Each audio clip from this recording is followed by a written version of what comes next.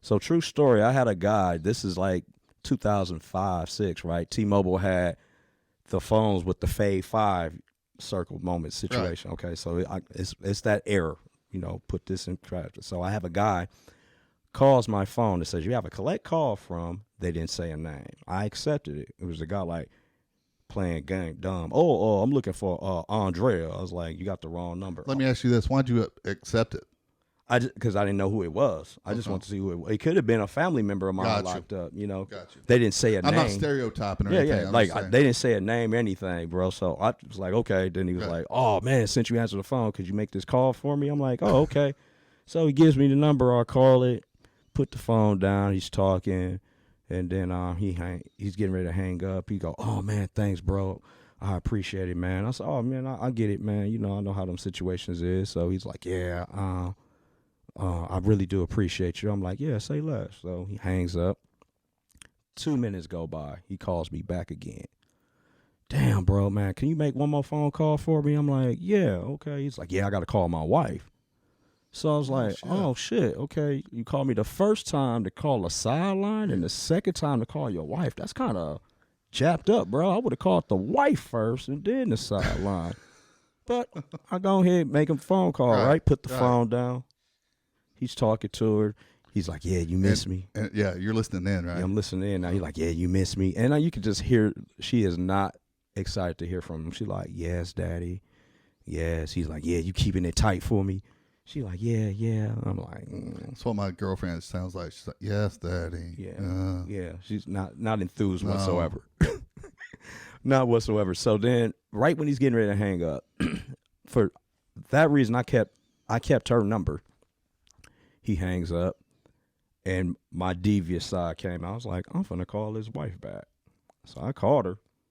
I'm like, "Yo," I did the same thing he did to me. "Yo, is Tanisha there?" Her name was something else, but it was similar. Yeah. Keisha, Tanisha. She's like, No, you got the wrong number." I'm like, "Oh man, my apologies. My bad. Oh, how you doing though? You sound down a little bit." And then she was like, "Oh, I'm okay." And then I cut right off. You know what? I'm asking too many questions. You know what I'm saying?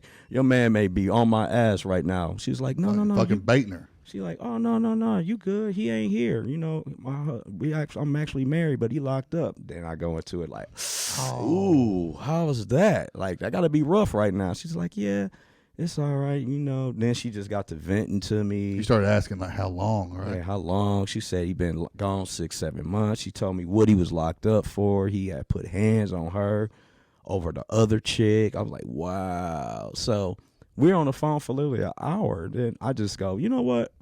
I really like this chemistry. You think we can talk and see each other sometime?" I know this is spontaneous, a spur of the moment. She's like, "Yeah." So I was like, what's funny about this is, like, girls think, "Oh, he really cares. He really cares." But this was so ironic. I said, "So what's your address?" She literally lives 5 blocks from me. I was like, wow, this is meant to happen. So I go over there. And guess what? Everything else was a closed case. Shut and done. In and out. How long did it take you? Ooh. What to close it? To close it. 2 hours. You think about not to fuck her. I mean, not to finish the fuck. Like, by the time you walked in. Oh, walked in. Probably like 20 minutes. 20 minutes you was in. Like 20 minutes. I'm sitting there talking to her.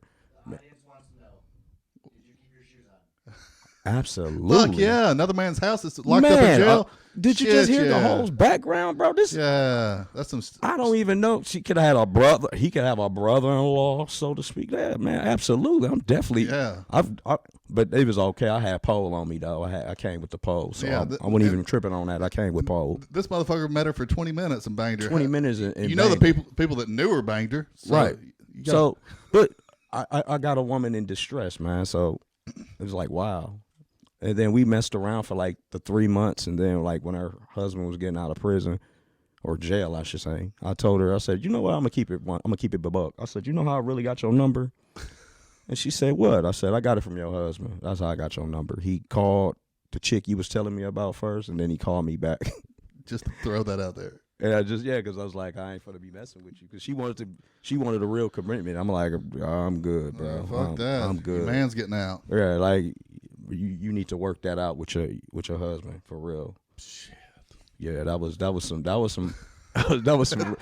some creepy, man. Dude, that's fucked up. But you know what?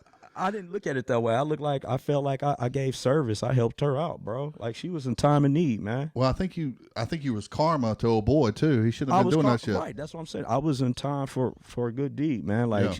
she got back at him for what he did to her. Think about it. He was putting hands on her. He was in there for putting hands on his wife, and they had a kid. Mm-hmm.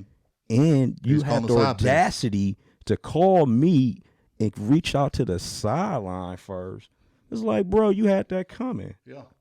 You know, if it wouldn't, You it got would have it. been somebody else.